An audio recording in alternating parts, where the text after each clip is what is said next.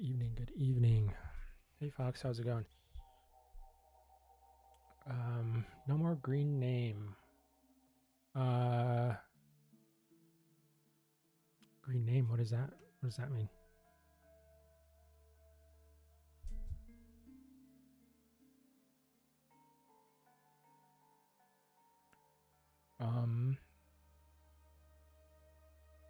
Let's see.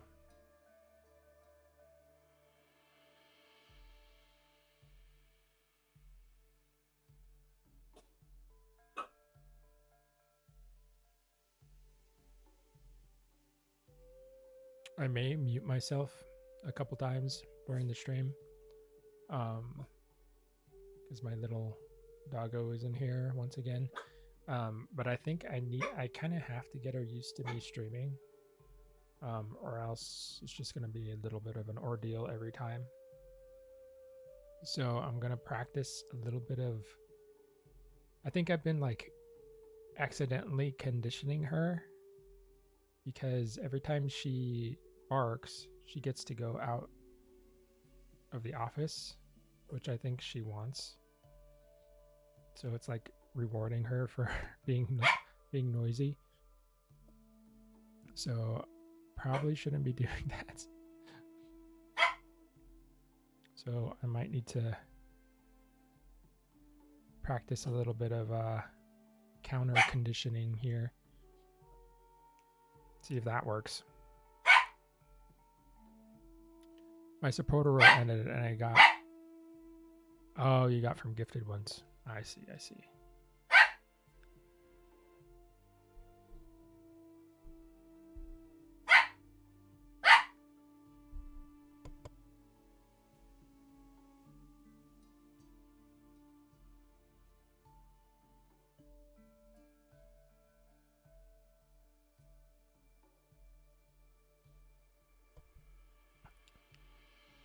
But today, I should talk about what I'm going to be doing. Today, I'm just going to be continuing the detail stuff that I've been doing. There's some stuff that I need to get finished on the wings, stuff that I didn't finish last time. So that's what I'll be working on right now.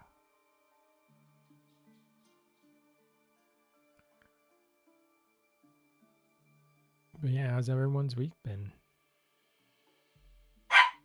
Halfway through.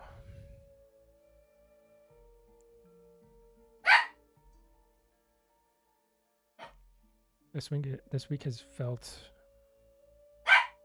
kind of long to me, I think, so far.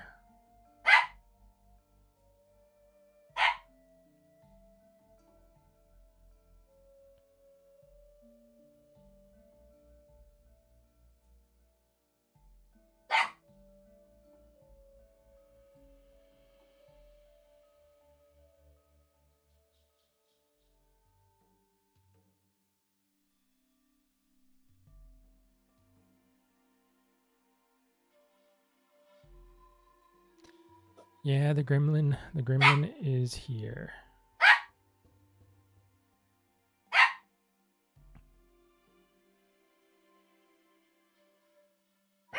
Oh no, Fox. I'm sorry to hear that. Monday until Wednesday was for the most part bad. Oh no. I hope your week gets better. Yeah, my week hasn't been, I wouldn't say it's been the greatest either.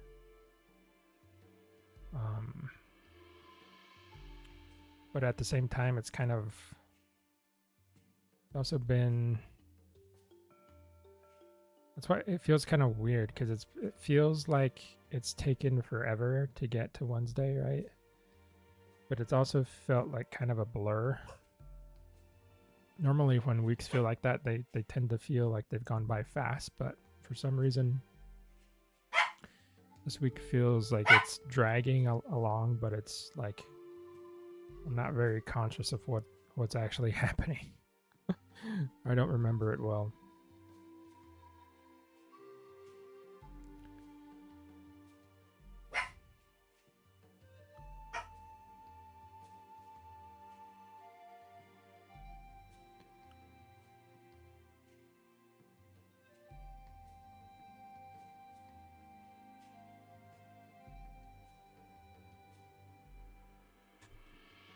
It's like a lot of stuff going on, but yeah, I'm not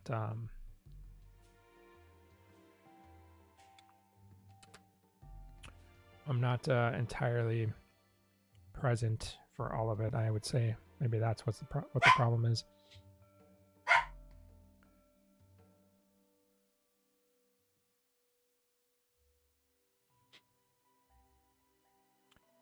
But hopefully it'll get better. I mean, Thursday, you know, it's almost the weekend. Try to look forward to the weekend. Try to have some fun today sculpting the Tropeo.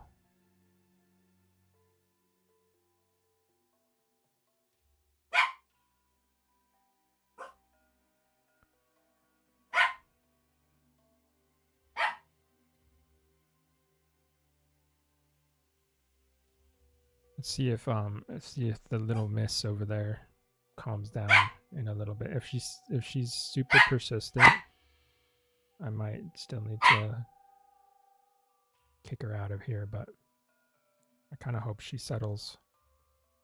If I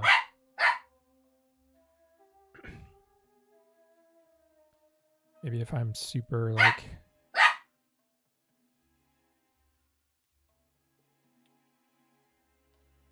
if I'm very boring to her, maybe. Because if I look over at her, she gets super excited. Like she wants me to go let her outside or something.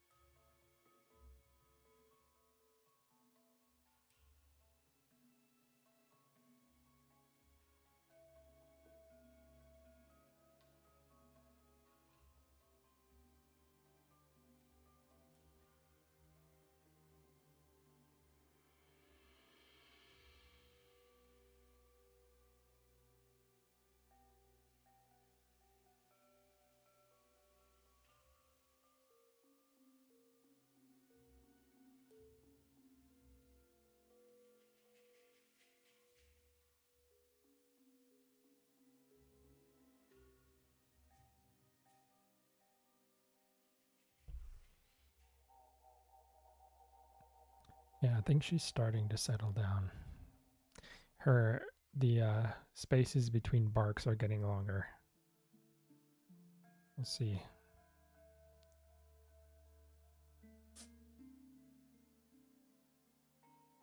Maybe it's just wishful thinking.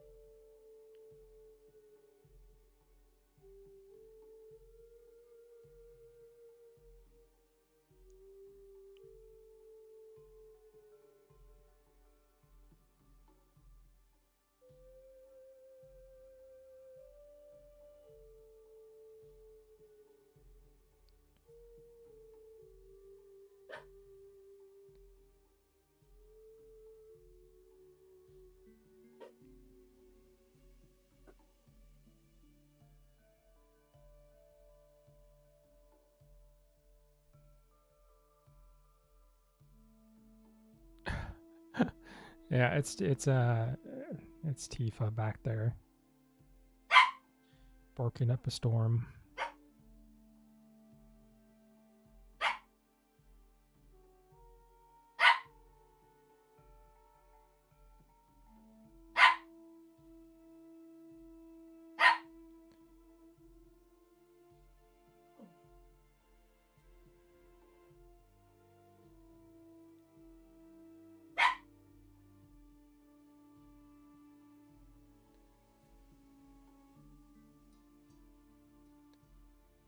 Just being a little menace.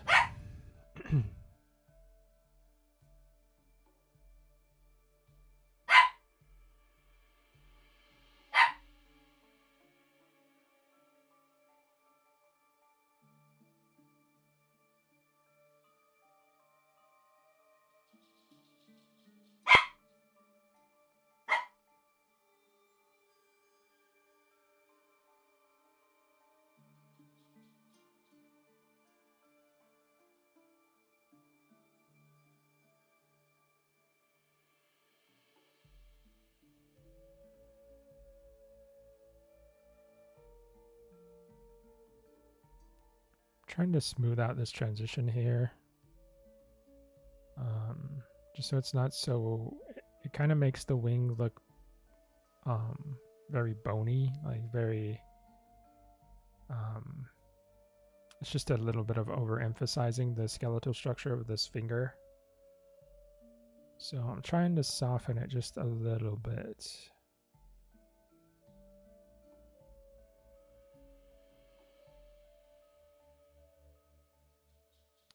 I think what I am going to do also, I need to double check this, but I'm pretty sure there are like air sacs in the wings of pterosaurs.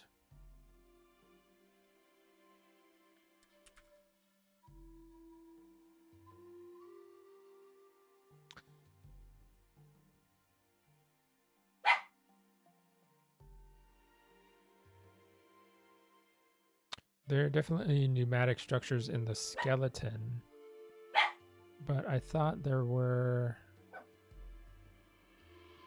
some in the wings as well.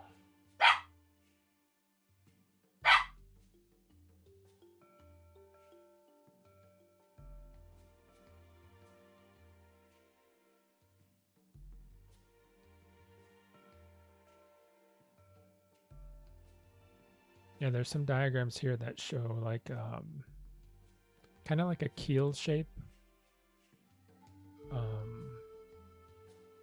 That comes like immediately after the bone.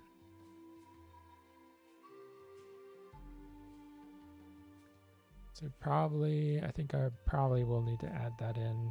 Just kind of puff up the arm anatomy. I can't talk today. Arm anatomy a little bit.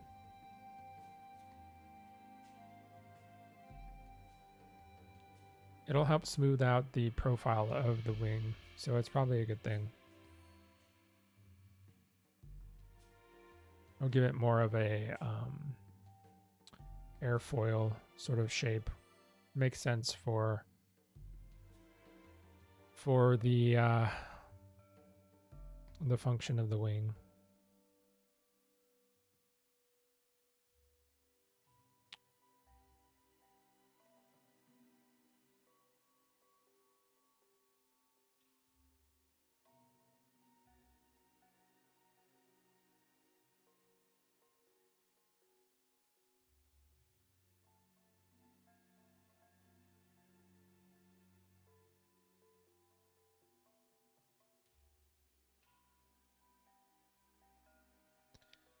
So they would be, let me get my reference up here.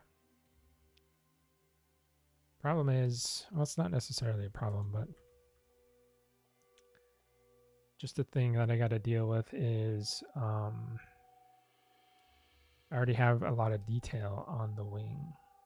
Probably should have done this earlier, but we'll figure it out right now. It is a small section of wing that is right here.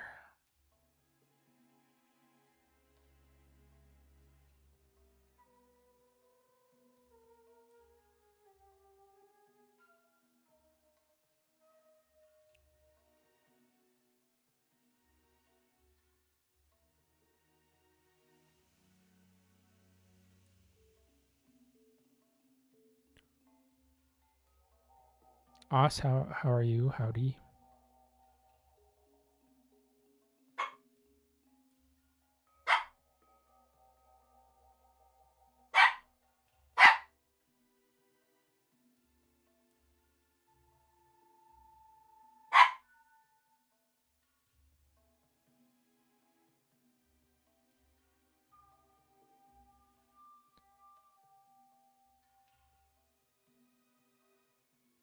need to make sure that it does it on the bottom as well. We'll see if we can get away with just like a quick inflate. Probably won't. Probably will need to do a bit of sculpting back over it, but I think an inflate might help.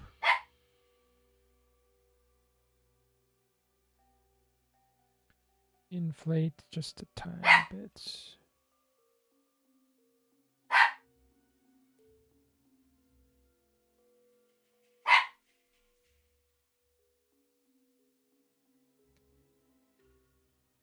Smooth out this area.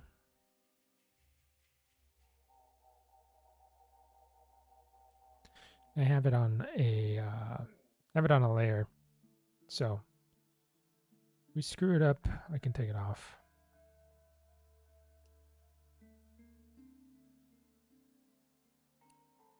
And I'll probably come back with some sculpting.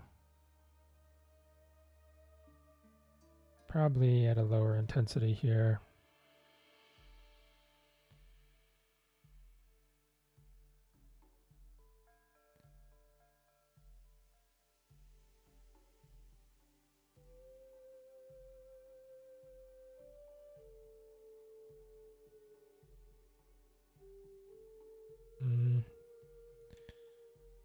That is right. I need to have back face masking on. That always gets me. I've been using ZBrush for over 10 years now, and I still forget to do that stuff.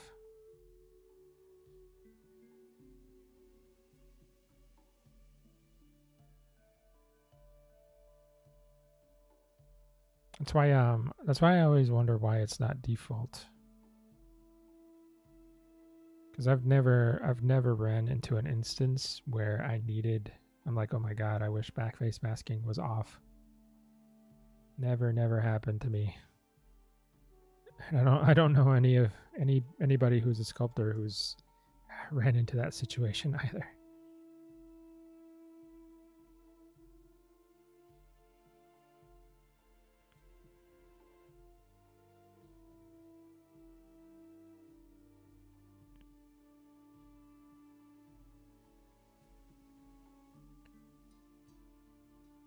Just make this area just a little bit puffy.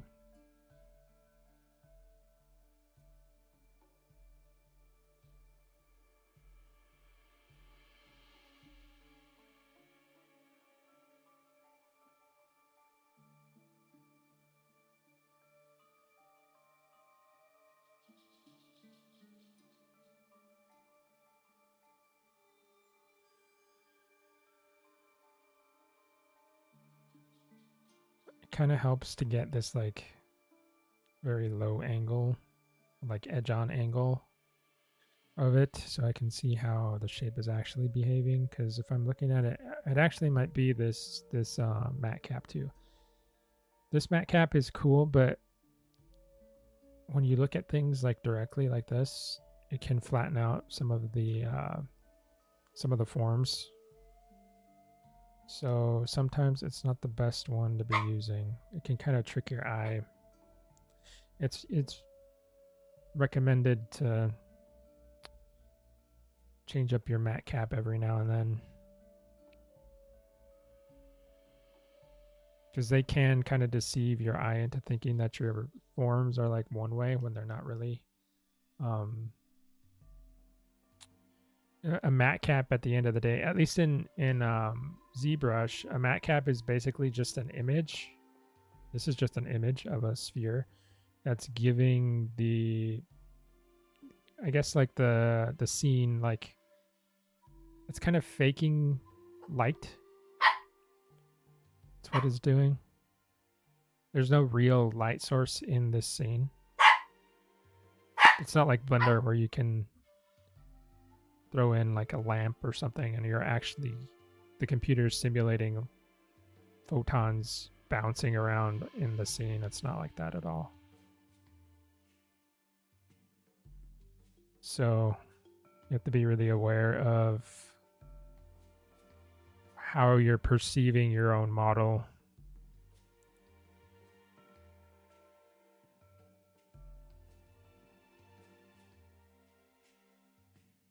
Always check.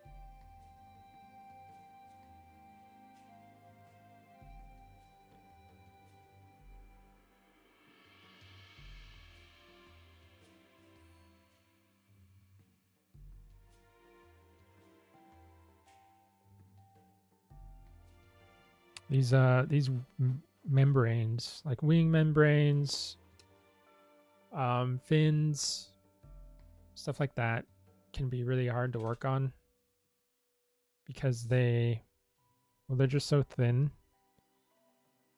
Any small variation in the surface is going to add up to being like pretty noticeable. The other thing is like if you look at the edge there, it's very easy for the mesh to collide with itself. And then you end up with very messy, like the geometry just gets screwy. Sometimes usually it's fairly noticeable when you have a piece of geometry intersecting with another one, but sometimes just the way that, because ZBrush doesn't render the opposite side of something unless you tell it to. Like you can come down in here, turn on double, and it will render the other side of the polygon that you're seeing. But if you forget to do that, or if for some reason like it just doesn't display, you can run into some issues with crisscrossing geo. It's not good. It'll screw up the bake. We don't want that. I really haven't had too much trouble with baking pterosaur wings or like dragon wings or anything like that. What I have had trouble with is fins. For some reason, I've had very bad luck with fins. They just like to screw up in Substance Painter a lot.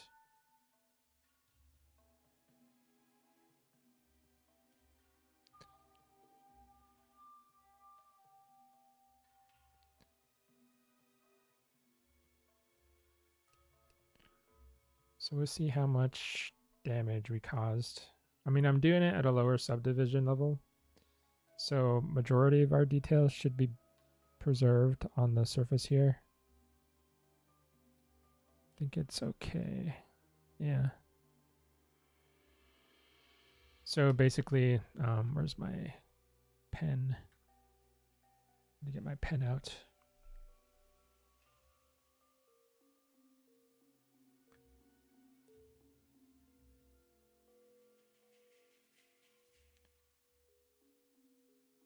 So you have the, no, I don't want that.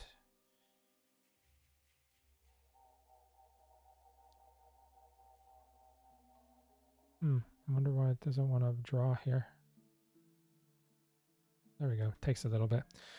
So essentially what we have is the bone of the arm here.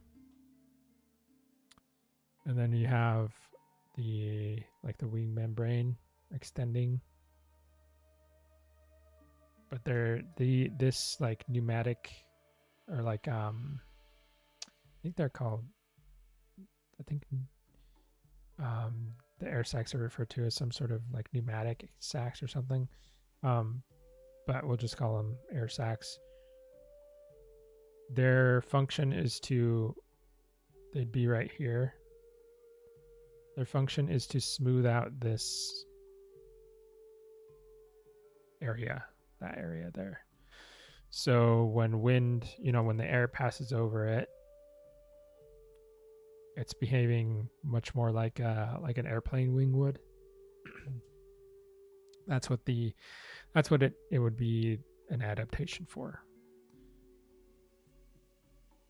So I think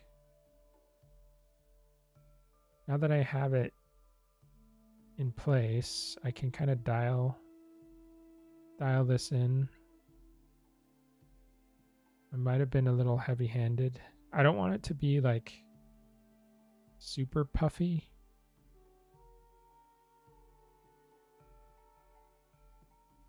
Because it helps to smooth out the form, but it doesn't complete. I don't think it would completely like blend the two shapes together. I think there would still be some delineation of where the wing bones are and where the wing membrane started. So we might want to go for like a middle ground somewhere. Unless I find a ref that tells me otherwise.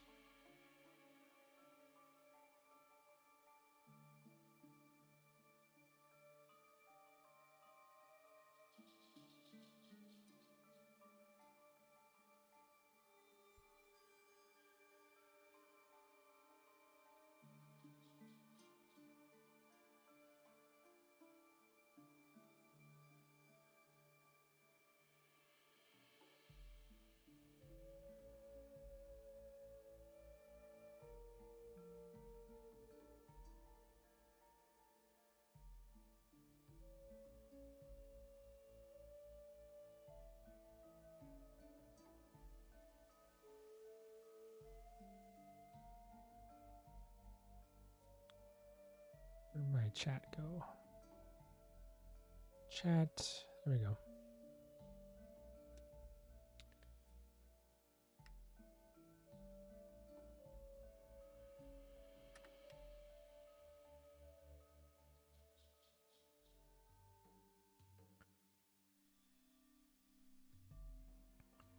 Let's see if we turn it on and off.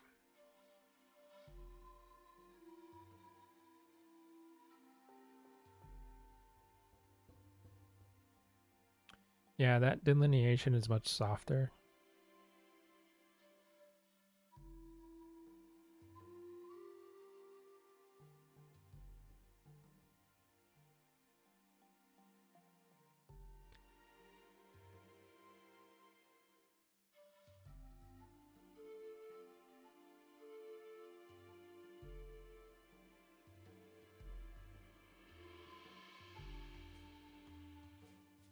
Take it to, I'll try it at like 75%, 0.75, and kind of hang out here for a minute. We'll see how it all develops together. I can always knock it back.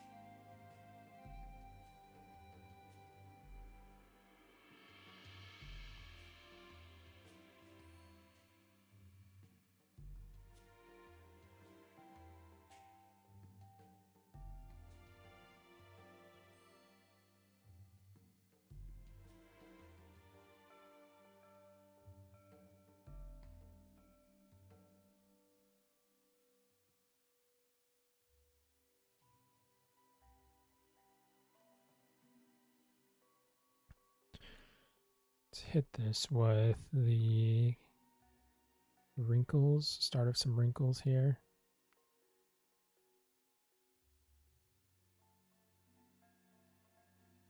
Oh, right. And I gotta, so we did a pass of like very fine details on the top of the wing here.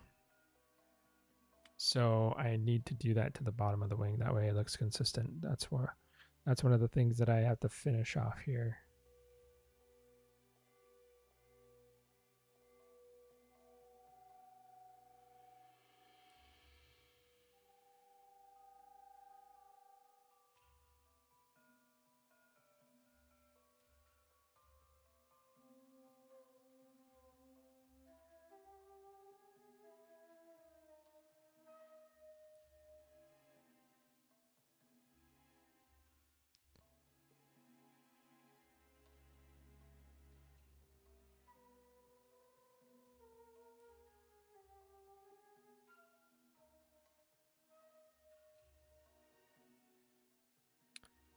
Rumble, how deep into the progression do you say you're in? We're getting pretty close to final like detail stuff. So I would say we're kind of close to nearing the end of high poly sculpting. The stuff that I'm doing right now is basically like, I would consider it more like finishing touches stuff. I mean, there's some areas that, let's see, what do we got going? Yeah, I need to unify the bottom of the wing here, make sure that it matches the top, and then we got to texture and make sure that the wing finger is nice and has good details. But other than that, the rest of the details are pretty much there. Oh, I gotta detail the teeth too.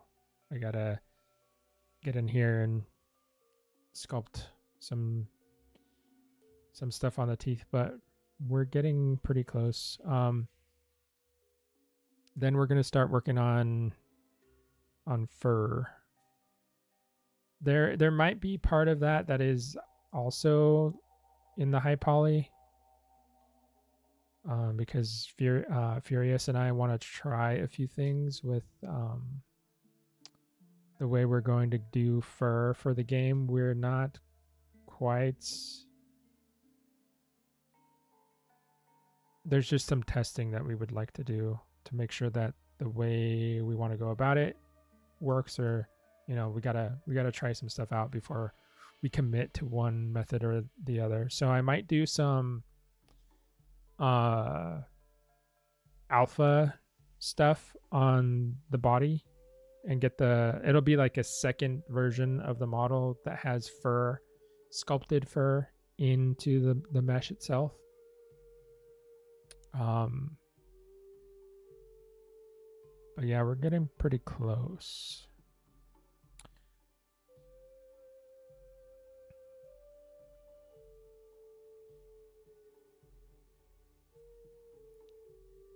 So probably, I mean, I don't want to overpromise anything, but in the next few streams, we're probably going to start doing some color. We're going to start doing, we need to do the concepts for growth. So I need to figure out what the babies are going to look like, all that stuff, what the female is going to look like. That way I can make adjustments to the model once we've got it all textured up and in Blender. What else do we got to do? I mean, all the actual texturing of stuff. And yeah, I think that's the plan.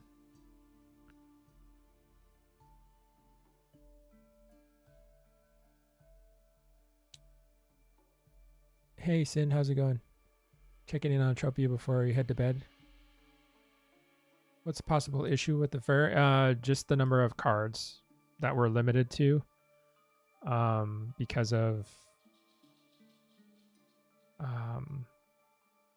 yeah, it's essentially it's like how many, because you're adding geometry, right? Like there's the geometry that is making up the model itself, like the body of the model, which is a certain number of polys that we have in our budget. And then there's the additional polys that are going to be all of these cards that are going to have the fur, right? So those are actually individual pieces of geometry. So that adds to the total poly count.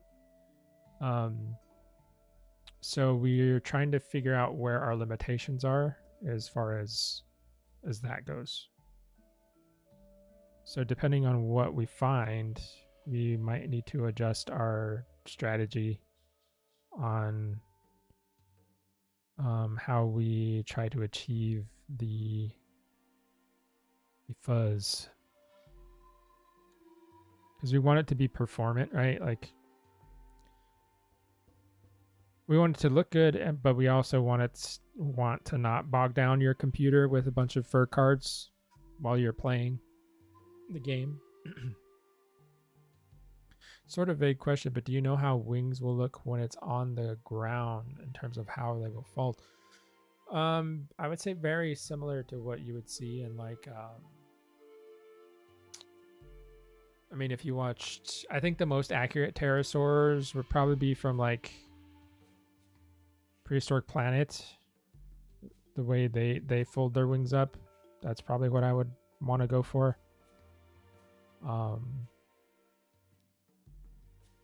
They're not Tropeognathus, of course, like they're different species, but that's kind of the general look.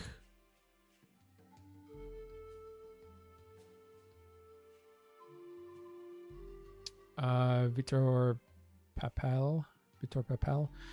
Hi, how are you? Good, thanks. What else is missing besides colors to finish the Tropeo? Quite a bit, actually.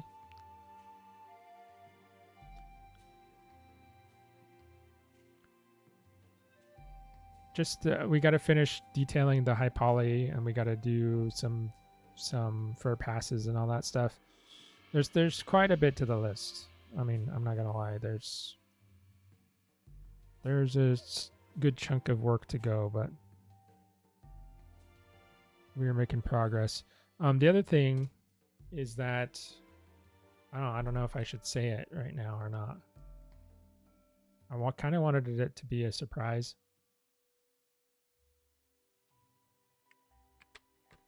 But I've been given the go-ahead to begin another model. So maybe you guys can help me. Like what would you, for those of you who have been tuning into the streams, what would you guys prefer? Would you prefer like just doing like working on the same consistent model until it's done, or would you like to see like maybe I jump over from the Tropeo to a different model, and then maybe the next week I come back to the Tropeo and we do something else? Like what do you think you'd enjoy more? Looking for some input here.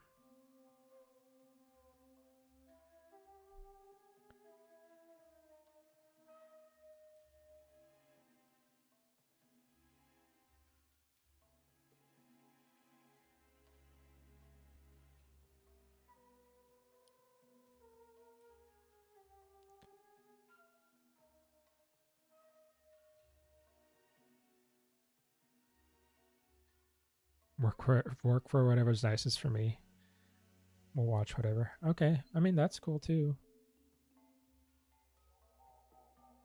Yeah, I was wondering if like people would prefer like consistency, like if they mind if the streams are like a little bit jumbled. I mean, I'll number them, and we'll probably do like a playlist or something, so that way those out there who want to see the whole thing from beginning to end can just stream the whole process. But yeah, I was just wondering what you guys would like.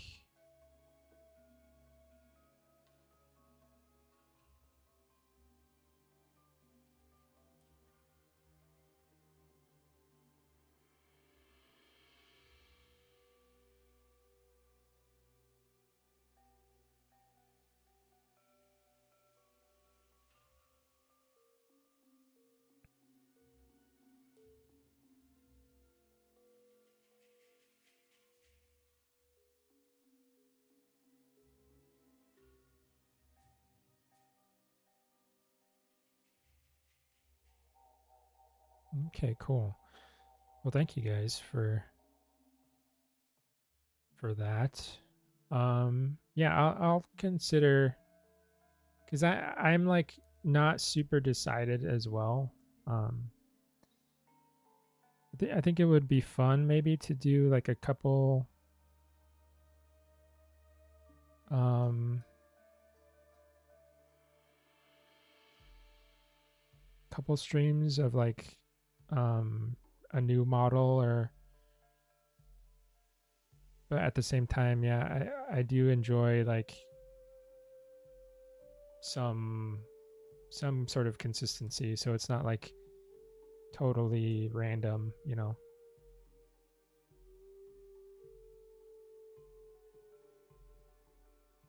But I think there might be just a way to organize it all anyway.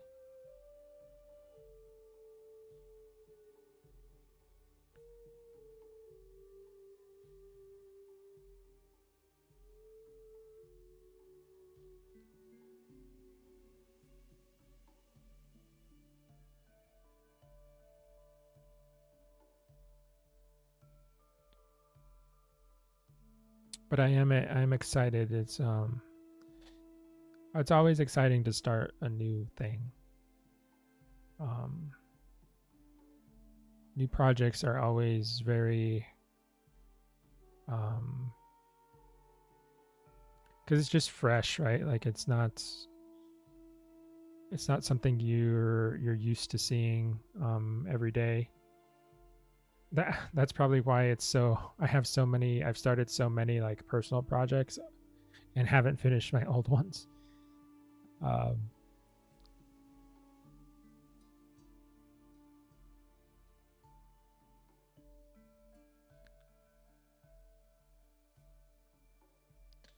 Would I be doing more streams if I do 2 models at once? No, I think it would still be just the 2 a week. I mean, I'm not gonna say like there's not potential for more, but I feel like two seems feels fairly good to me right now with my current schedule. It's not like a ton, and it's not too little, I feel like. And I also have my own stream, right, that I'm working on Mondays. So in total I'm streaming 3 times a week. Twice for Echoes and then once on my channel. So I'm still kind of trying to feel that out, see how that feels. For right now, it feels pretty manageable. So I think that's going to stay the same for a while. I think 1 Tropeo stream and 1 other model per week could be good. That's also a possibility. Yeah, that could be a good balance.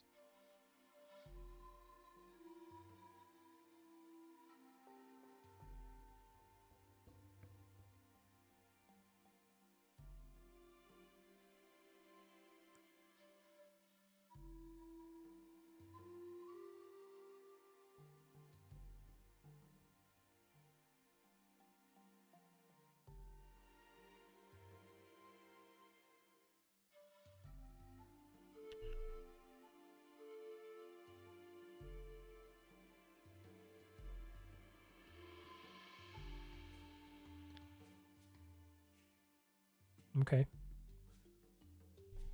Cool.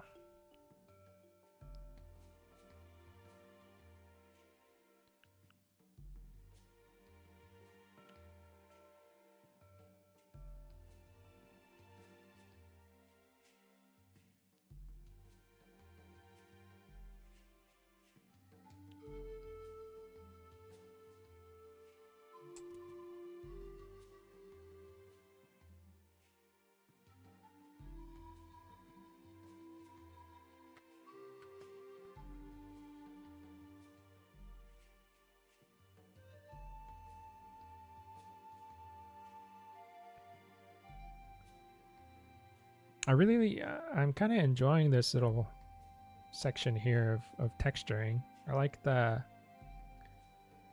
I like the kind of, I don't get to do these like subtle skin textures too much.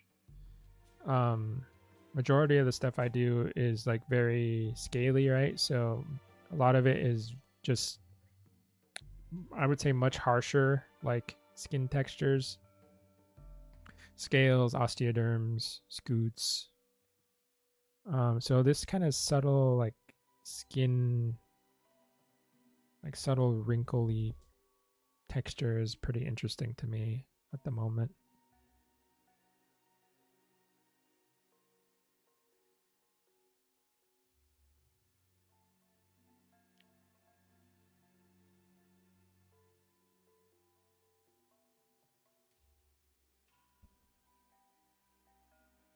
Oh, this part here. Looks like I didn't finish this part. So this part here needs to get, I need to make a mental note of that. The tip of the wing on the top needs the finer little details there. So I need to do that.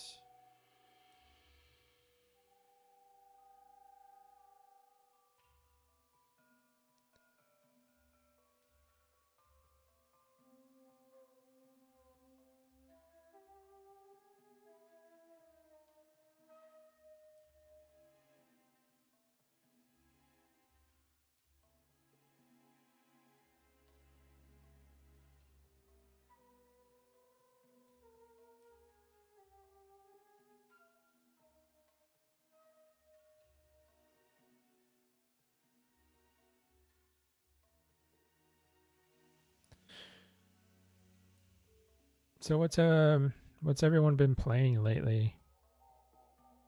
I don't know if I talked about it. I might have talked about it on my stream and not on this stream. But did anybody check into the state of play? Anything interesting that you found there? For me, I honestly didn't find too much. What did they show in the state of play? Trying to think.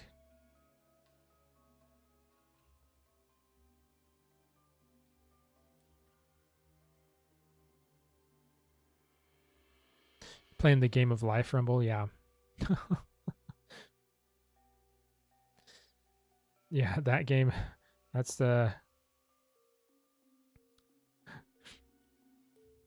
We're playing hard mode on that game.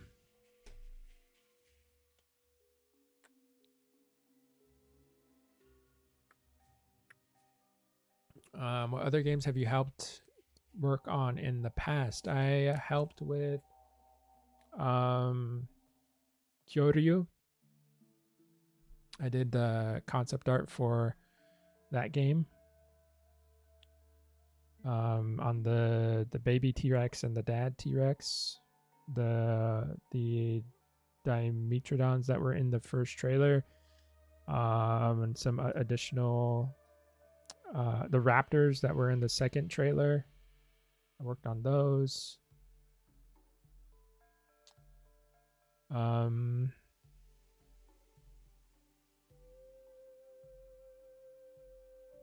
Need to do a tooth extraction tomorrow. Oh no. Yeah, I also had dental work this week. It was not fun. I wish you luck. I hope it goes by painlessly. I hope you are comfortable, and I hope it's quick and easy. Cause yeah, that's not fun at all. I have to go back on Monday to do more.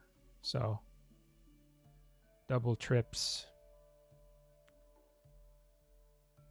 Waiting for Kyoryu to come out. Such a unique game. Yeah, it is a really cool game. I hope it's doing well. I haven't checked in on it in a long time. Other than that, like the majority of my stuff is not games. It is like action figures. I do a lot of action figure stuff. Card game stuff I work on.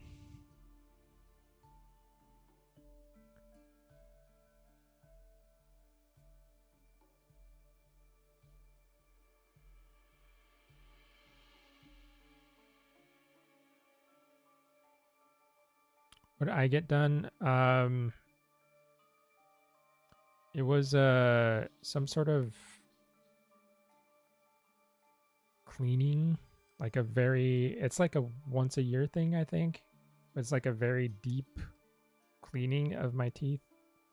But they actually have to like numb my teeth up, which is kind of scary. And they can only do one side at a time because it's like pretty, I suppose it's pretty, what's the word? Kind of harsh. It's kind of rough. So they did this side, and I'm actually still kind of sore from it today. And then they're gonna do this other side tomorrow. Or not tomorrow. God, that would be awful. No, Monday, next Monday.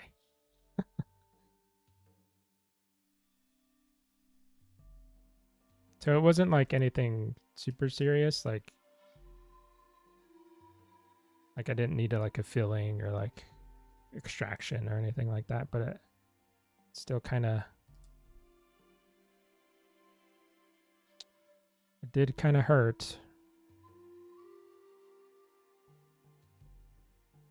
How did you get into working on EOE? What was the process, or did you know Islander before?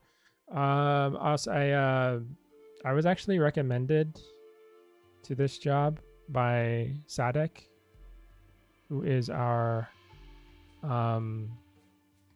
animator. I worked with her on a project before. She also animated on that project, where I was art directing, and she recommended me as a modeler for Echoes. And then Islander reached out and struck up a conversation, and we kind of,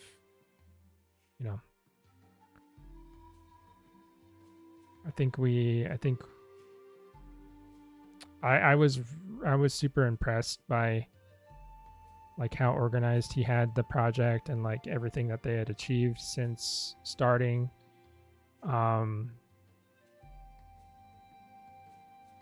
He seemed like a very chill, cool guy. Got along well. So that's how I started. Yeah.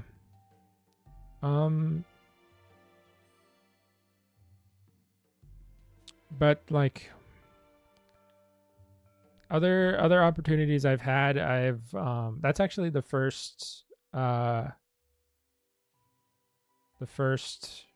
like recommendation that I've gotten, like I guess referral type job that I've gotten.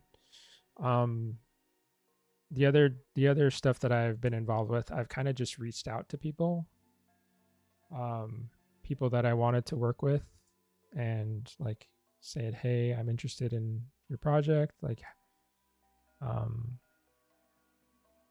have any room on your team, what's like the situation, and then we kind of just talk about it from there. That's how I got involved with Beast of the Mesozoic.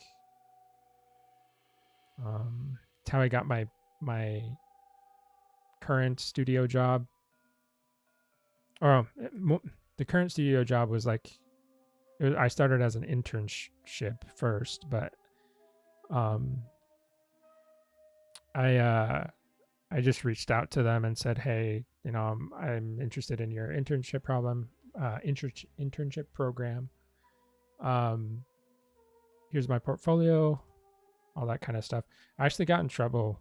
I think I kind of ticked off a few people in my college because I didn't like go through the proper channels to get that opportunity. I was supposed to go through career and alumni services to get that going, but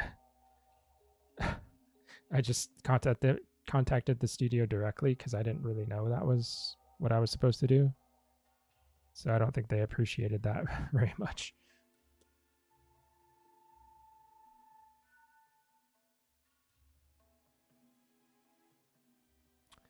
Oh, it's a. I mean, that's very kind of you. Yeah, I mean, I really hope this game does well. I'm really proud of the progress we've made so far. The Kickstarter was awesome. Everybody's been super positive, super supportive.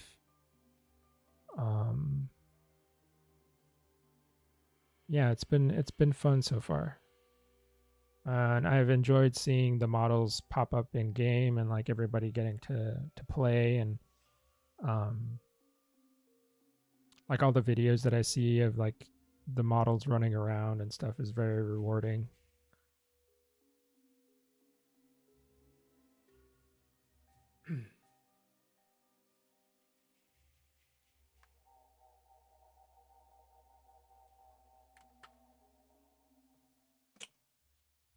But yeah, I'm happy to like do like I like just seeing how opportunities kind of come around and sort of kind of unveil themselves basically. Like sometimes it's hearing about it from a friend, sometimes it's being recommended, sometimes it's something you have to like very consciously pursue.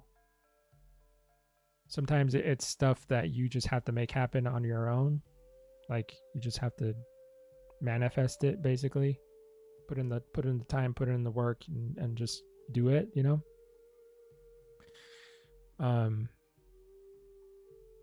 That's the cool thing about being, I feel like being an artist is just like there aren't a ton of limitations. It's all just about like, can you do the work? Like, do you have the skill set to do that work? And if you do, and you're good enough at it, then you're gonna get the work, you know? If you're good enough, and you also, you know, you click with the, you gotta, there's a little bit of like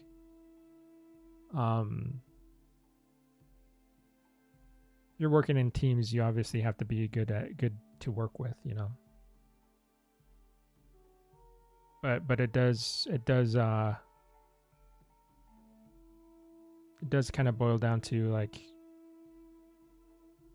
can you do the work?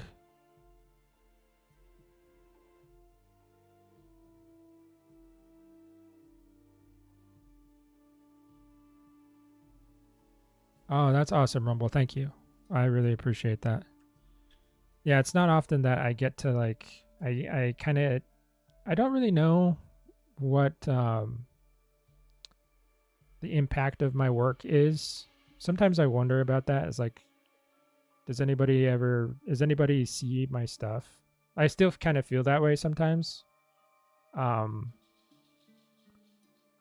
it's also like I try not to like focus in on that too much because it can get I don't know, I can psych myself out a little too easy. So I just try to you know, kind of keep to myself, do my thing, and then if people like it, they like it.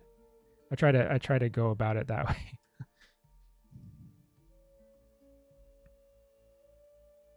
But I'm glad people seem to be enjoying the work I do in Echoes and other places.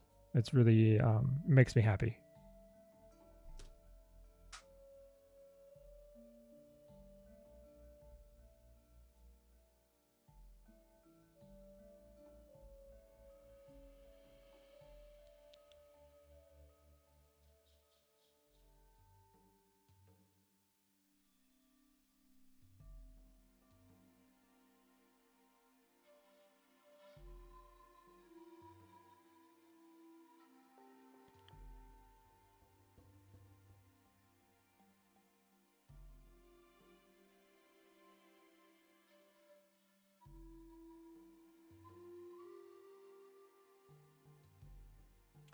All right, let's do some work on, let's see, what time is it?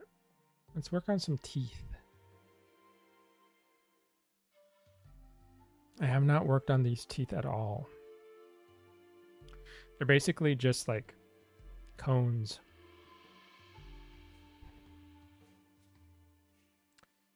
They're just cones that are super smooth.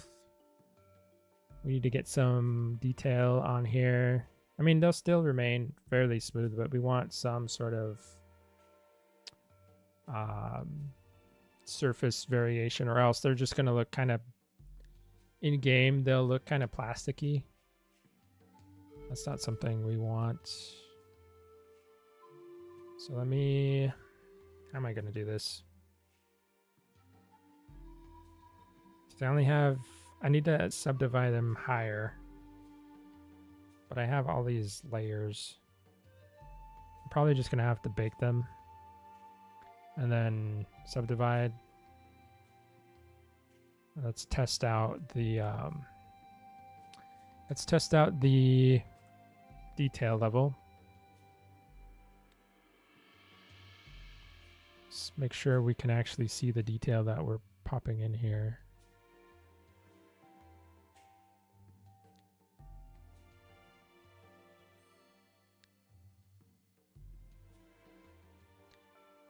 It's going to be fairly subtle.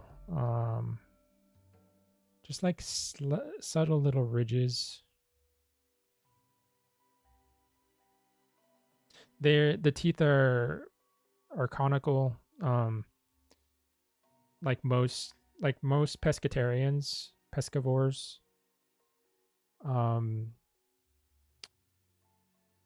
Pescivores have conical teeth. It's just kind of like a convergent evolution thing, I suppose. You compare like crocodile teeth to spinosaur teeth to pterosaur teeth. Kind of all have similar shapes. They're meant to catch and like hold, and then they swallow the fish whole. There's not like ripping or a lot of ripping or tearing, anything like that, cutting.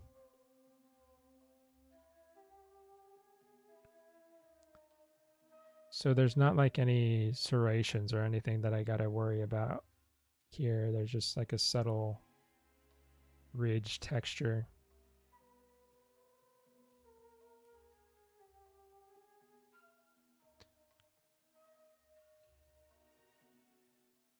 You excited about Spinosaurus coming sooner than later?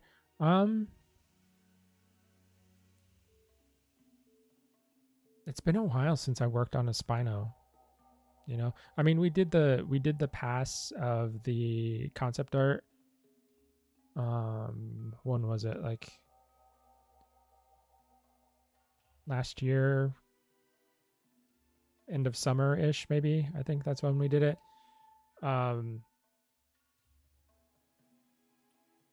I really enjoyed that. I thought it was fun. Spino is one of those guys that like gets a lot of attention. You know, like T-Rex, like it gets a lot of attention. So that means that there's a lot of versions of it out there. So when you're trying to design a Spino, it's very hard to come up with something that is like, you have to work really hard to make it stand out.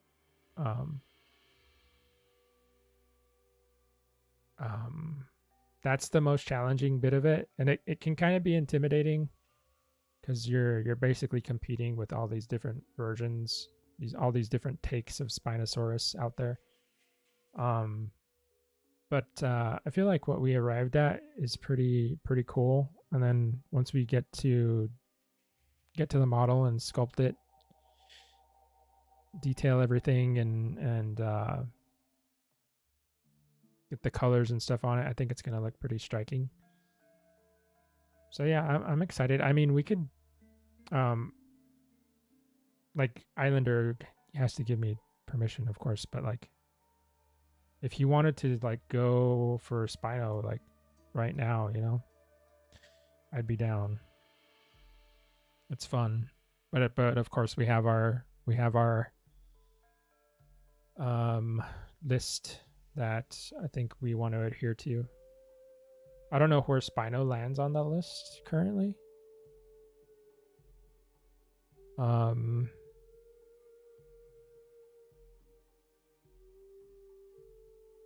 But it would be fun to start. I will say that I think as far as like, I do have like favorites, right? I think as far as like Spinosaurids, Irritator is the more interesting Spinosaurid to me, as far as like just like personal preference, you know. Lurk, how's it going? How are you? How are you? Where do I stream other than here? I have a YouTube channel, yes. The link to my YouTube channel should be in the stream like description down there. And I stream on my channel every Monday. And currently I'm working on a creature design that I want to finish. The whole point of my stream is just to like finish all of the piles and piles of personal art that I have built up. It's just like, it's artwork that I feel like needs attention, and I've kind of neglected it for many years. And I just want to get it done because I feel like it deserves to be finished, and people should get to see it.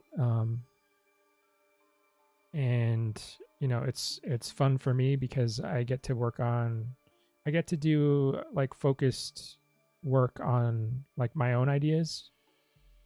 I think like as an artist, something that I've learned, you know, for over the years is like,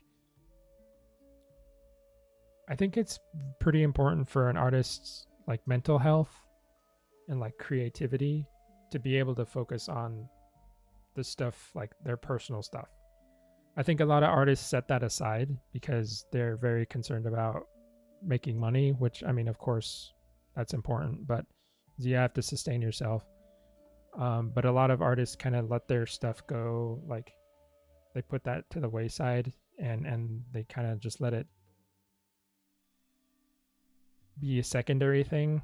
When I think it's, for me at least, it's being able to work on my own ideas kind of drives my creativity a lot more. I can really feel like when I'm not able to work on my own creature designs or my own dinos or stuff like that, I can kind of feel I just feel like less creative. I can feel the burnout coming, you know. I don't feel like I'm learning too much, or like it's just like a refresher, you know, revitalizing. So I want to make sure that I'm dedicating time to that stuff, and a couple hours a week, you know, that I dedicate to my own stuff feels pretty reasonable.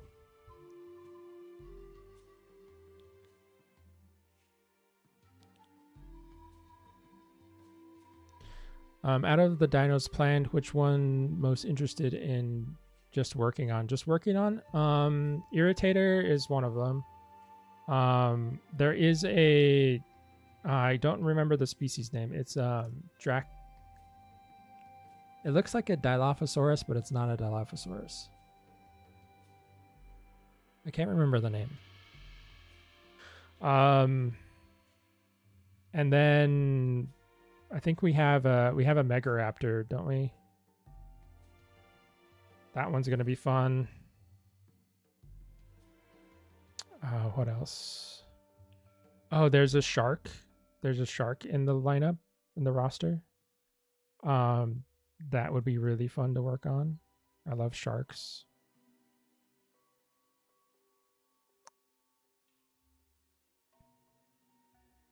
Yeah, I think those ones are the primary ones that I'm looking forward to, just out of like personal preference.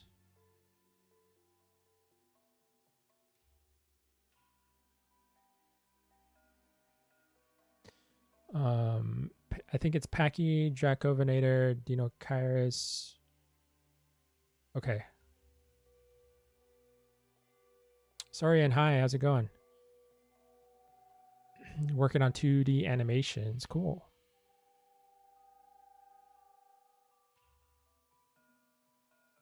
Megaraptor's Mipe, okay. Yeah. I'm excited for Megaraptor. Megaraptorins. Or Megaraptorids. I don't know. I don't know what the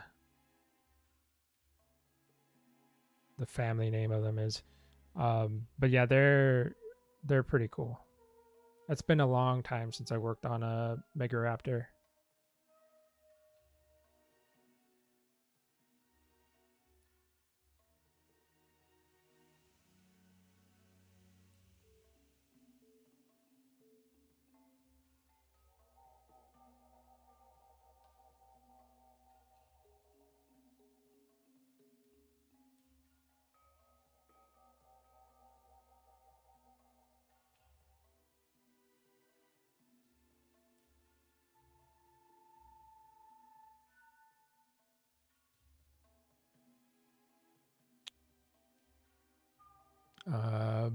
Blue Nons, I'm super excited for Mipe. Yeah, that one's gonna be a lot of fun.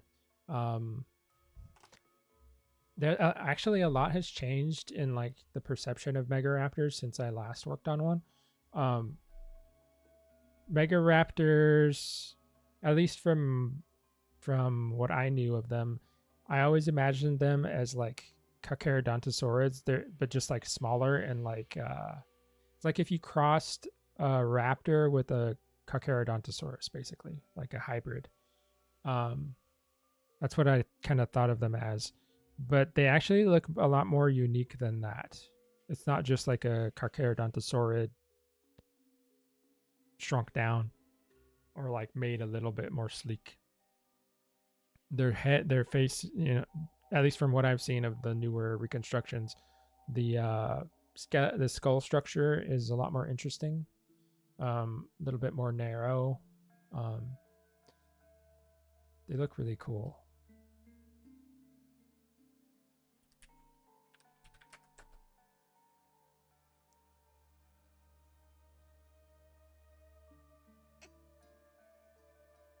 And of course, I love the claws. Like the chance to do some really nice, like cool looking meat hooky like claws, right? That's always fun to sculpt. I mean, that's one of the Spinosaurids have that feature as well. Those big, nasty looking claws. Irritator has a really interesting face to me, though. At least the way it's been reconstructed, the stuff that I've seen, looks pretty awesome.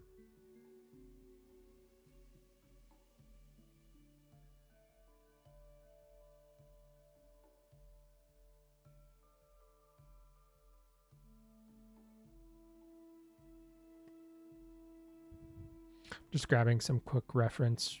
That's why I'm not sculpting right now, but I just needed a quick check-in here with some details.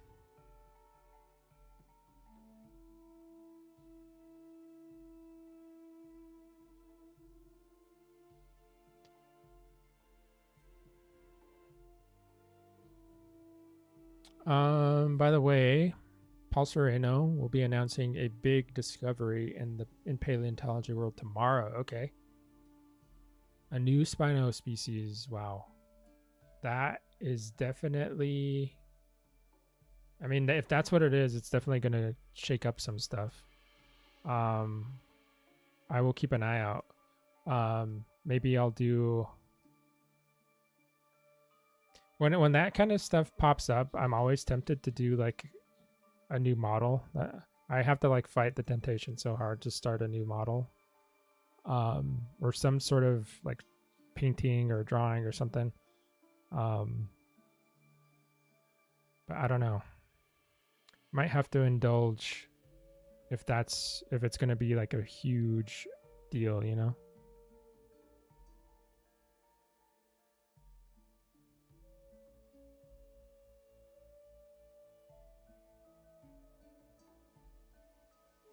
What am I referencing for pterosaur snouts? The texture. It's just a lot of beak texture.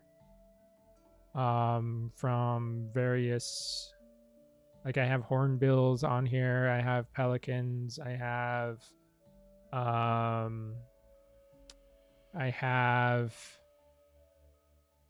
what are they called? Marabou storks. There's a few different types of storks I have on here.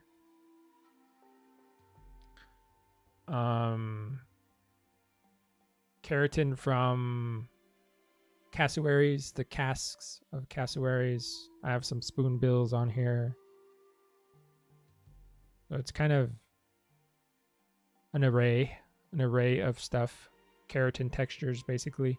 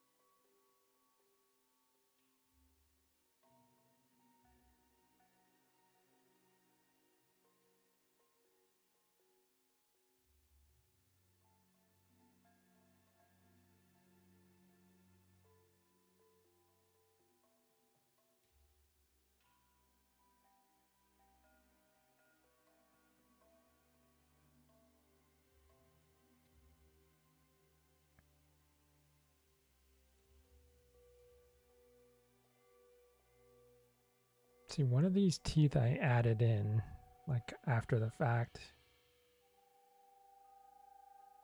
This one. So it's not merged into the other subtool.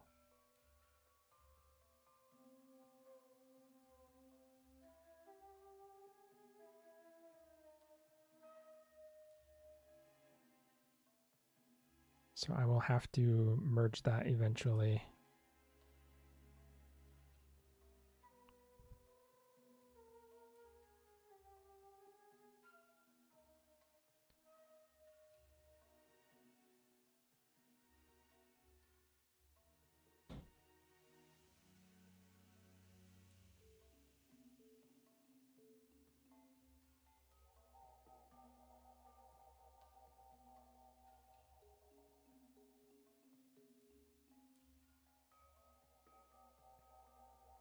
Okay, and then I have to resculpt this area then. So that way it accepts,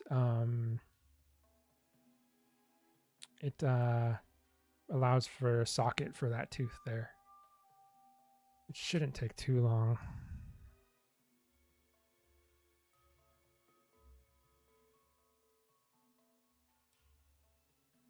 That's why this is shifted over. I forgot.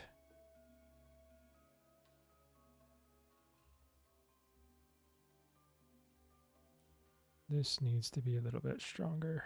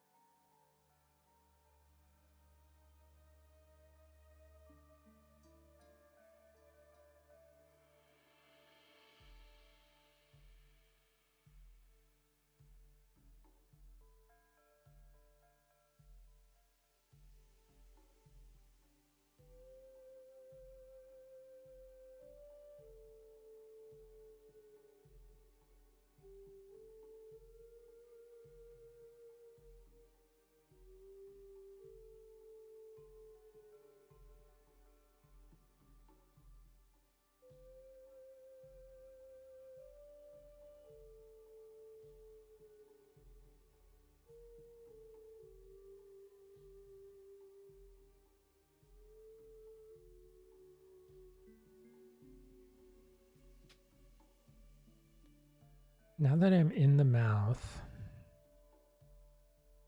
could probably use a little bit of additional texture in here. Kind of feels a little bit plain.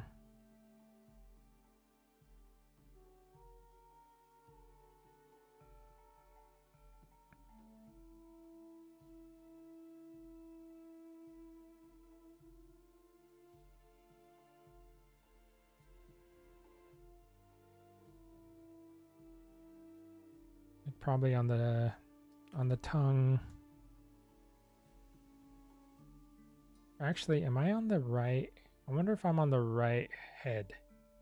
Because I did, let's see.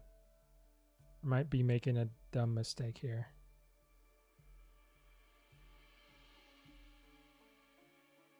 Because I split off.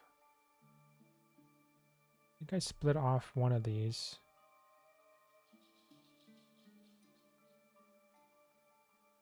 I might be a big dummy right now. I'm like doing extra work that I didn't need to do. Yeah, this is the right head. This is the wrong head. So I need to... That's why this is polygrouped, I think. Because I think we separated it because we needed more detail a little bit ago. Yeah, this is why why the teeth match here. Yeah. Okay.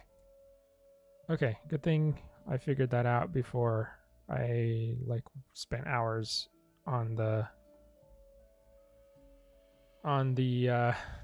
jaw or something and then realized I was working on the wrong version. That's dangerous. I gotta remember to... I need to make a note of that or something.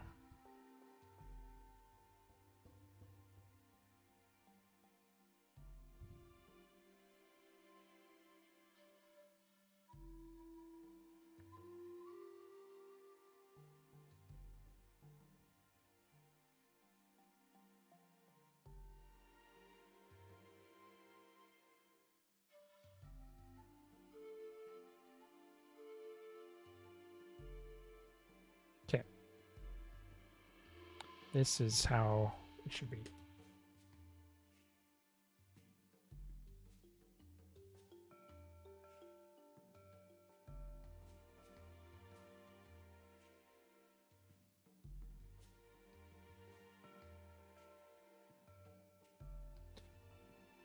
Harold.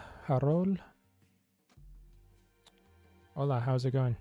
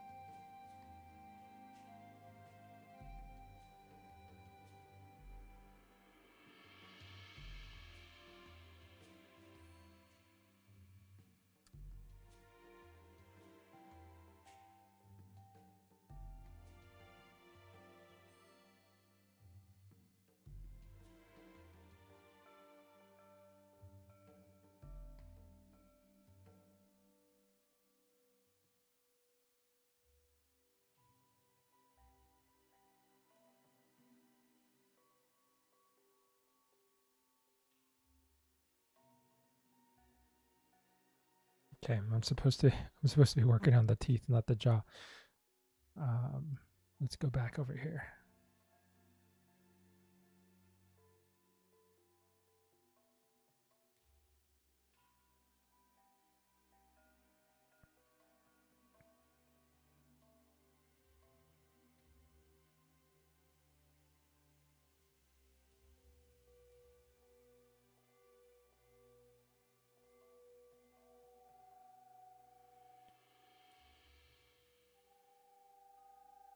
Oh, that's the separate one. I was wondering why it was not sculpting.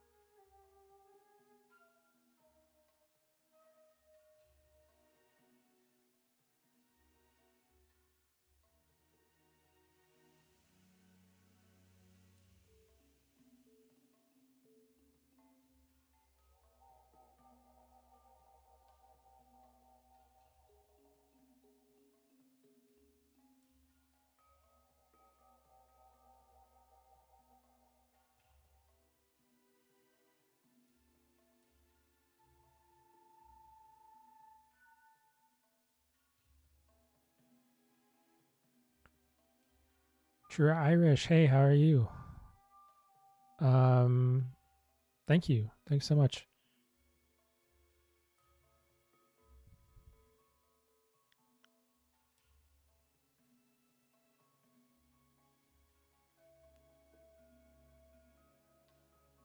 Yeah, we're getting down to like the final details, really.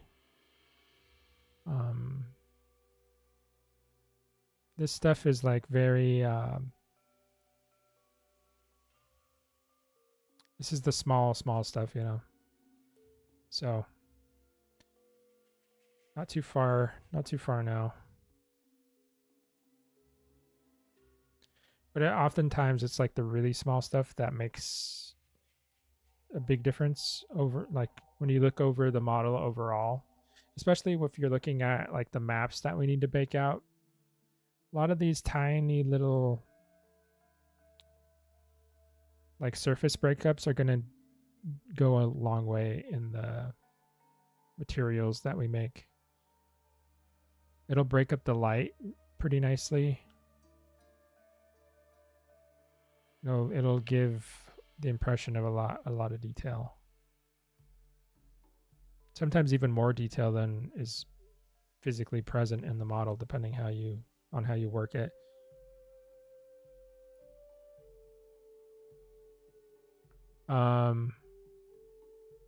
Imagine the wrinkles and skin texture can take forever. It can. Depends. As far as like Tropeo, the Tropeo isn't actually like I wouldn't say as all the of all the models that I've done, I wouldn't say it's the most detail intensive. It's pretty standard, I would say.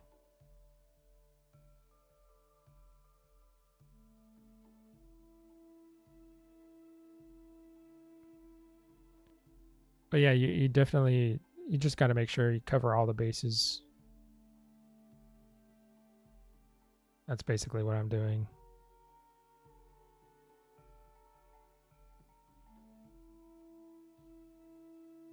Because the one thing that I really don't like to do, it's like once I'm done with a model, it's very hard to like come back to it, you know, like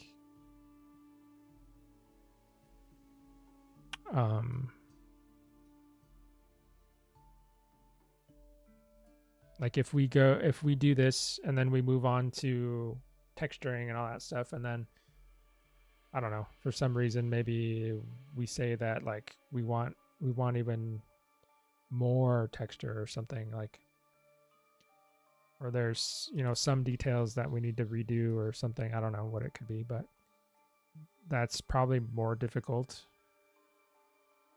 So I try to pack in as much as I can here in this phase to try and like kind of pad that out, so we don't really need to do that. Like it's all here. If we need to come back later and like bake out some higher res maps or something, that's no problem. But if we like need to come back in and like force, like cram more detail into it, I'd rather not do that, you know. Just put all the detail that I can in here right now.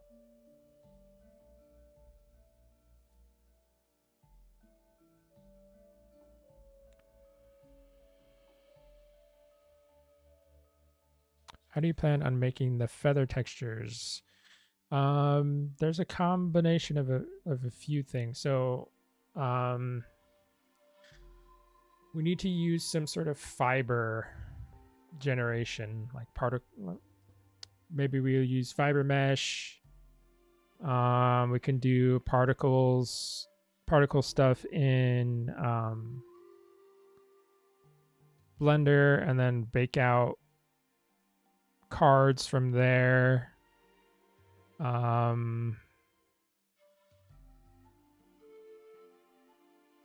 Probably some like hand sculpted stuff.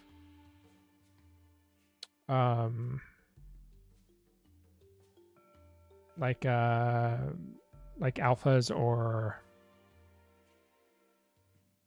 why is this not recording? Why is it not? Why are you not? There we go. Yeah, like some drag alphas, things like that. I'll have to make.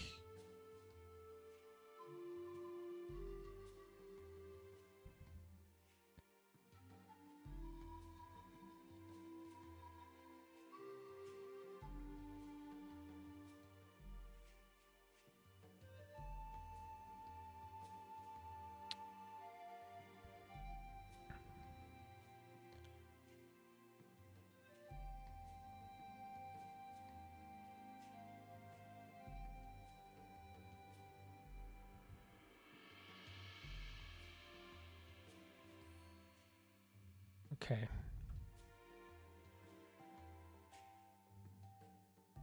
So yeah, it's so we did the teeth. I still need a little bit more to do on the teeth. It's like like when I come back in and I see some stuff, like see this area right here, it just feels a little bit I would say, like, I would describe it as blurry. So that's where I would need to come in and tighten some stuff.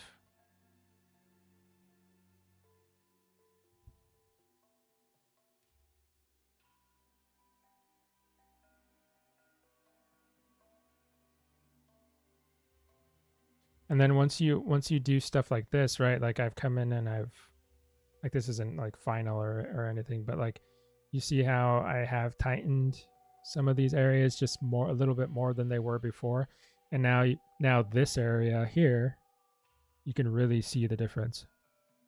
You can see like how much blurrier it was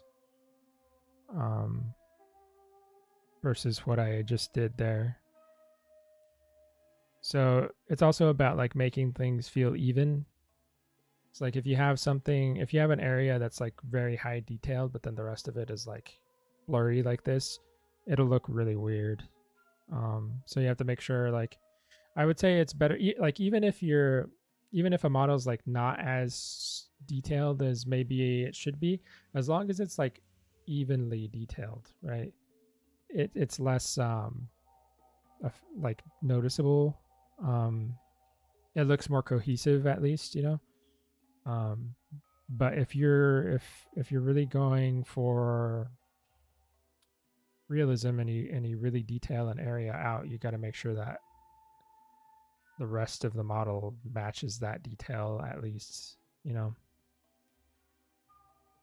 So that's why I kind of keep coming back to certain areas, like checking them. And eventually, like, it'll all even out. I just have to like kind of go through it.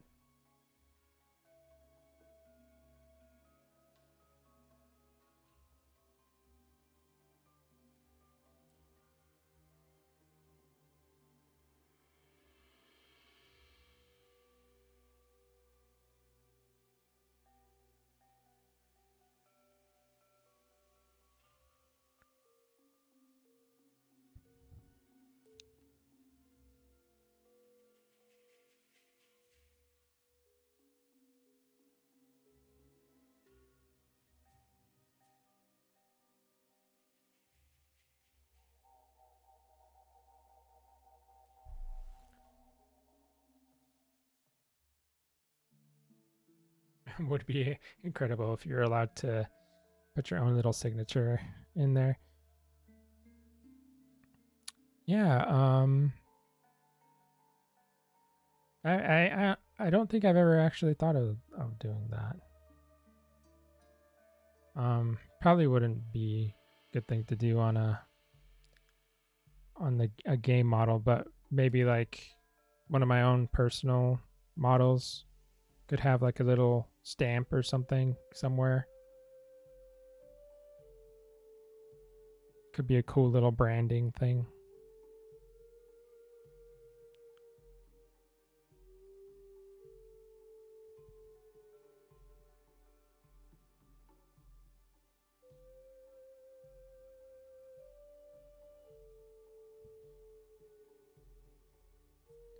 This detail up here, I feel, is very spoonbill, very spoonbill-ish.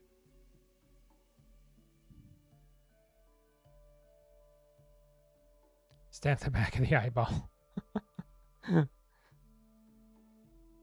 That'd be kind of funny.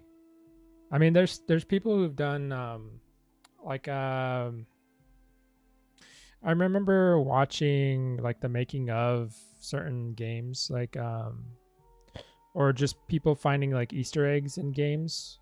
Like what game was it? I mean, I think all games kind of do it to a degree. But I think it was like Psychonauts or some, yeah, it was Psychonauts. There's like a little Easter egg where like one of the devs like put his face like inside of a building or something. Because in Psychonauts there's a level where you're basically like a kaiju, like you're a huge in like a city. I think you actually fight another kaiju creature.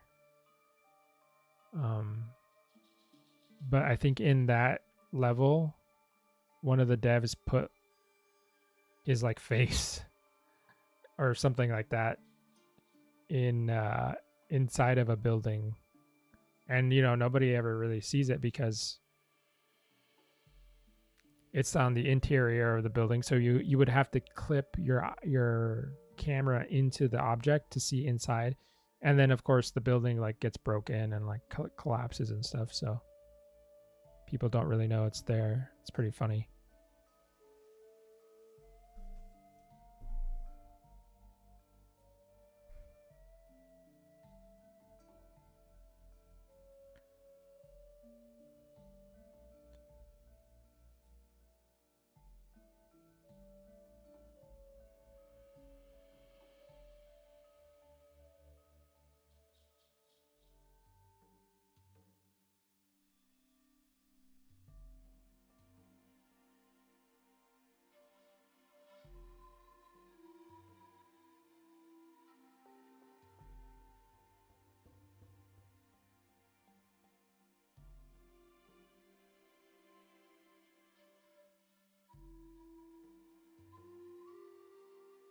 Okay. I do need to do some work on the wing because I did not finish texturing this corner here, and I need to. Let's go brush, back face.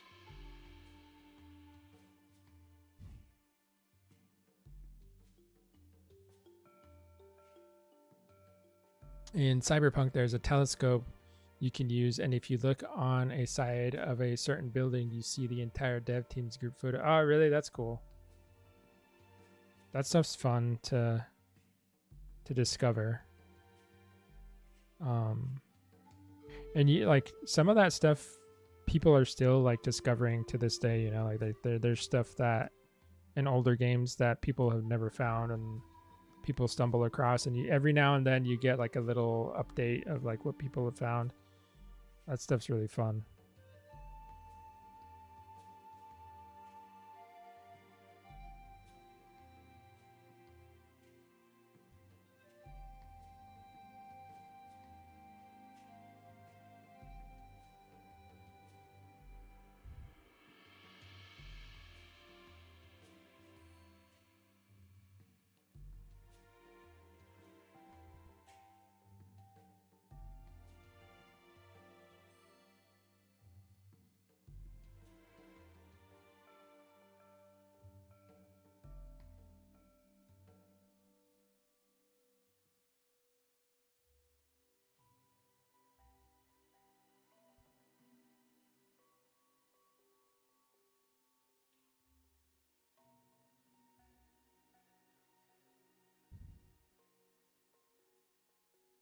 So we need all these little super fine skin texture stuff going on down here. I need to do it to the opposite side as well.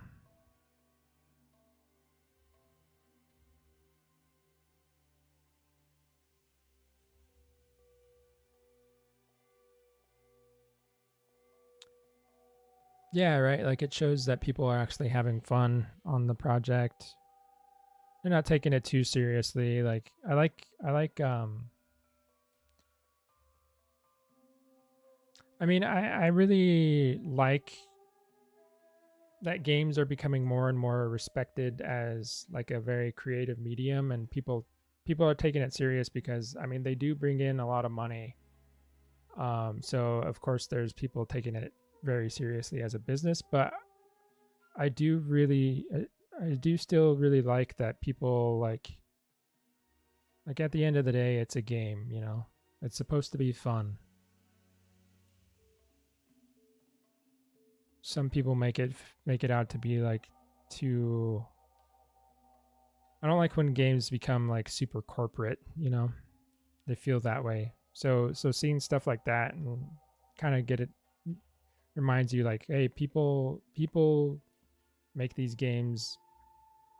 They make the games because they love them. They want to have fun. They want other people to have fun. That's a very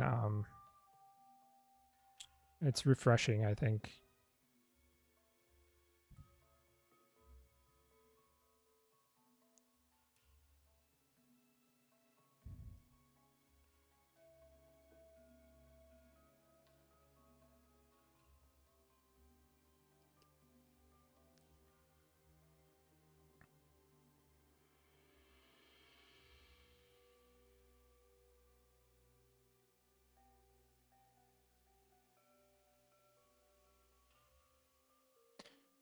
just like smoothing out a little bit of stuff with a very low intensity, so it's kind of takes the edge off of some of the detail, but I also don't want the detail to be even all over the place. Like sometimes there are areas where things are like not as defined. So I want there to be some variation in there. If it all looks the exact same, like depth of detail, then it can also look really weird. It can just look like a bunch of noise. That's a really hard balance to find. Can be hard.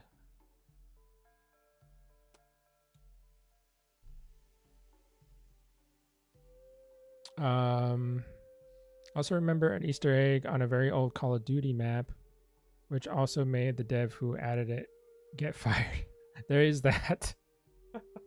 There's them putting stuff they shouldn't supposed to and getting caught.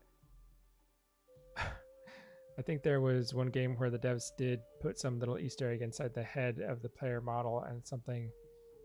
I can't remember the game though. Yeah, that stuff happens.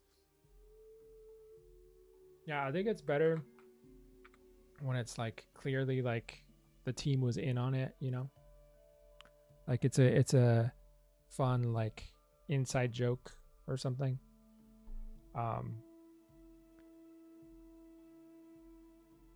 People like doing it to just be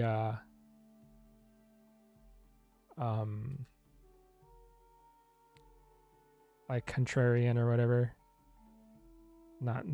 Not the greatest, especially if it costs them their job. I mean,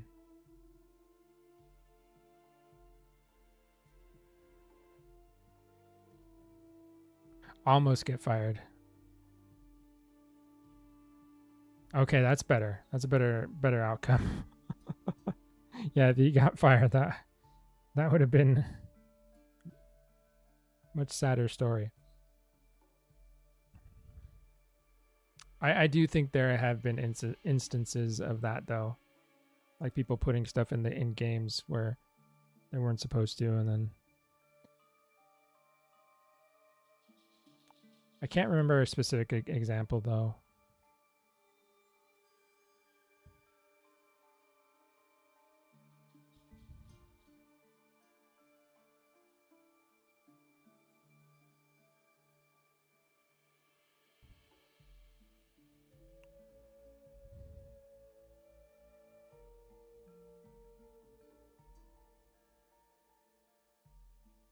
Okay, so we need to follow the flow this way.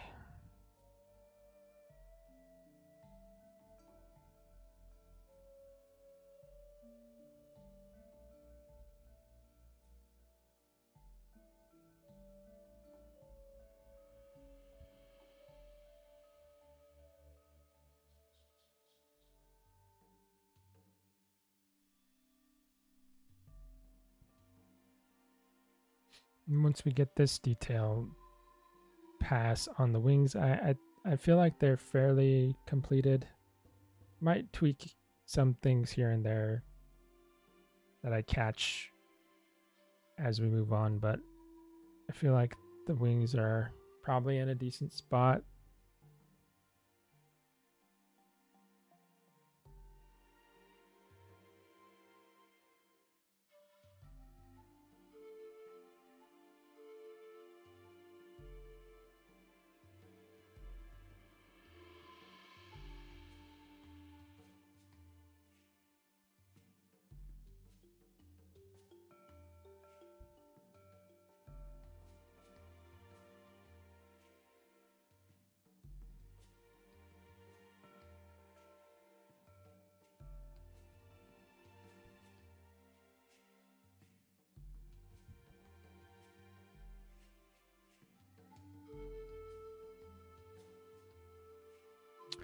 Boaty, will the trope have fur or down on them? Yes. Yes, it will.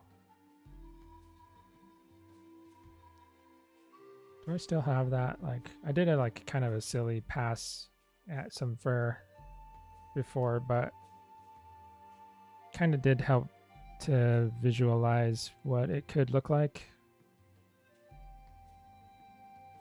But basically, like the main parts of the body are gonna have fur, you know, like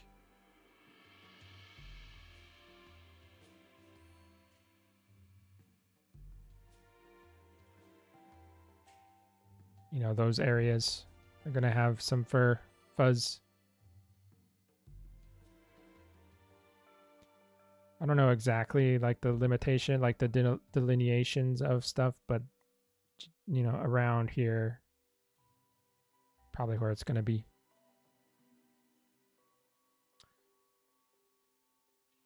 They'll need to be like two, probably multiple different types, like very short, then like more like tufts of stuff, because in the concept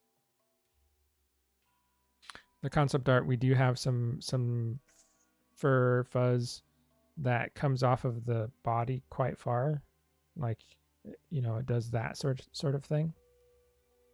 So in order to do this, this is the type of area where we're going to have some cards probably. And anytime the fur pops off of the silhouette very high, you have to do that with some sort of card texture, most likely.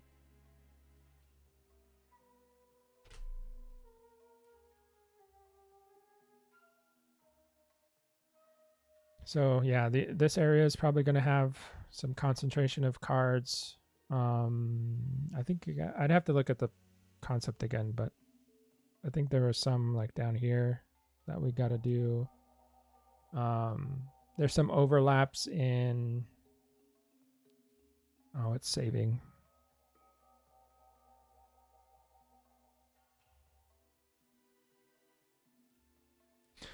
There's some overlaps, like areas like the arms, stuff like this needs some support.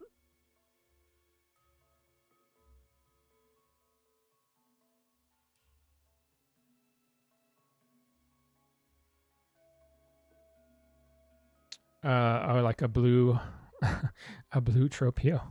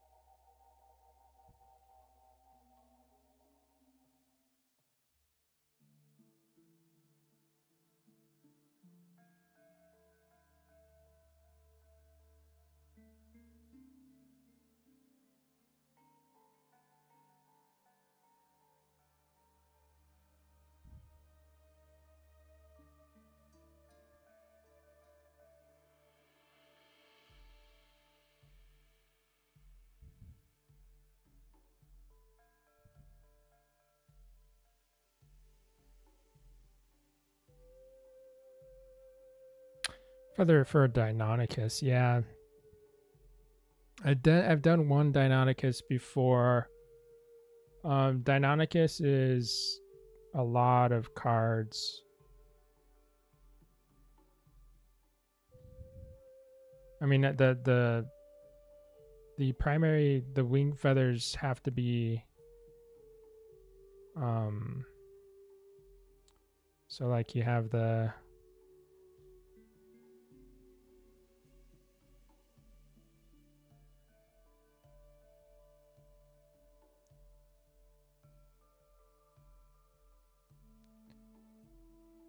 wing feathers, like all of this stuff.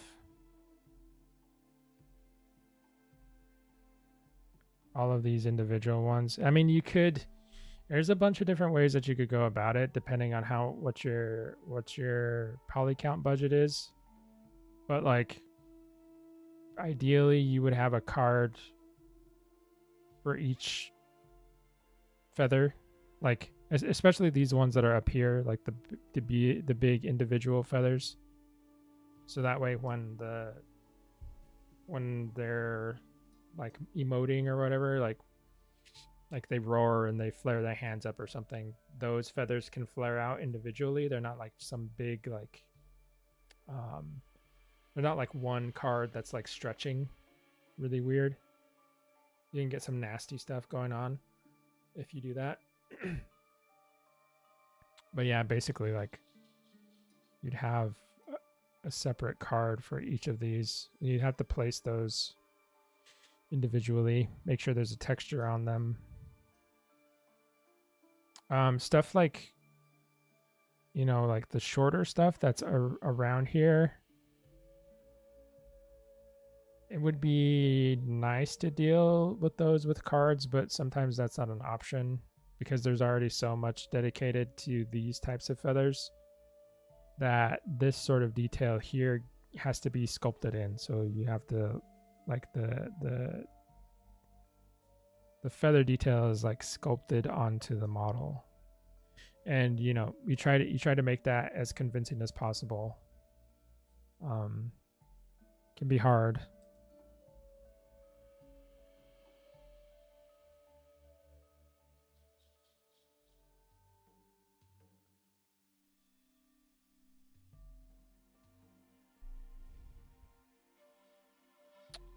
When did you first start learning how to 3D model and texture?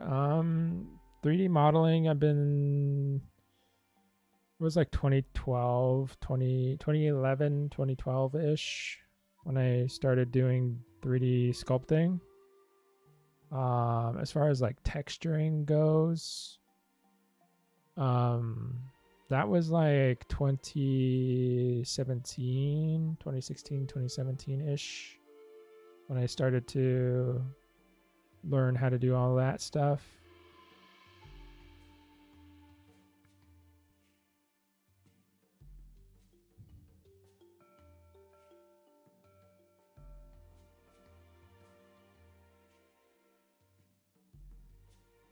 Okay.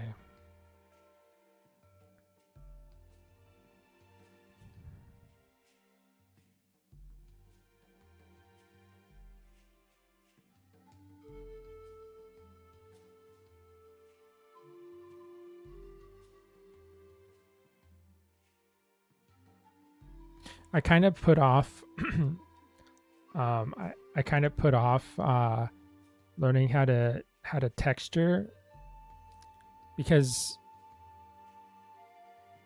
for some reason to me it just seemed like a very complicated process. I mean it is like there's a lot to keep in mind when you're texturing something, like because you have to have so many things, so many components of it. Like you need to make sure you have good UVs, you need to make sure you have good bakes, you need to make sure you got a low poly that has good topology. So there's lots of like sub requirements before you actually can get to the texturing, and that took me a while to just like, I don't know, it just kind of get to, you know, like it's like procrastinating basically is what I was doing. Like, you know, when you have a ton of like chores to get done around the house, but you're like, you just don't want to. So you spend a lot of time just sitting around. That's kind of what I was doing with texturing. But we finally got to it. And it wasn't so bad. As usual, those things aren't as big of a deal as you kind of make them in your head, but I mean, it is quite a bit, but you just have to take it. You have to take it bit by bit. Learn one component at a time, and then kind of build it up.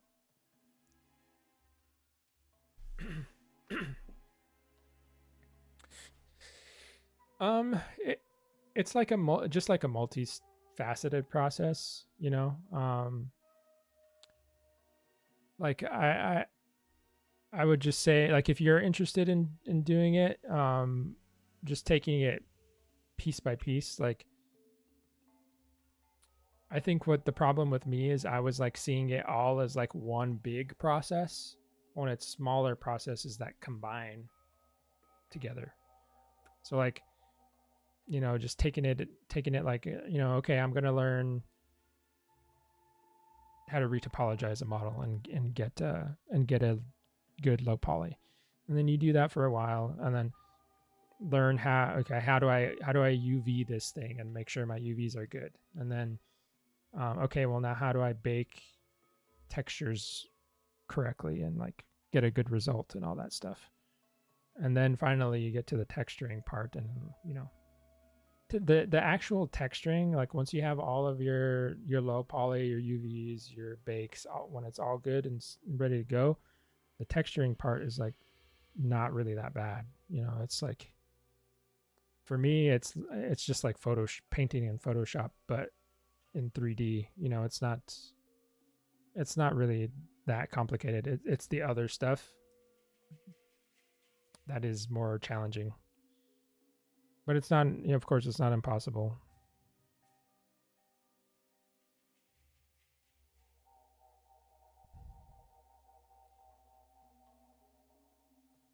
And that's one of the things. So I learned how to do all the texturing and stuff like that. But right now, my next challenge is animation.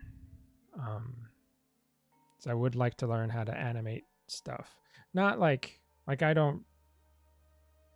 I'm not gonna try to be like some sort of Pixar animator or whatever. Like, I don't really have a desire to go that crazy with it, but like, you know, being able to do like a walk cycle, simple walk cycle for my dinosaur would be cool. To have, you know, make my dinosaur roar, and have like a little animation of it to put on social media every now and then, be fun. But again, it's just like the texturing stuff is, I think I'm probably making it out to be too big in my head, and I just need to take my own advice and start learning. I know how to rig, just not very complicated rigs. Pretty simple stuff. So I need to start building that up. I think that's the next challenge I want to get to.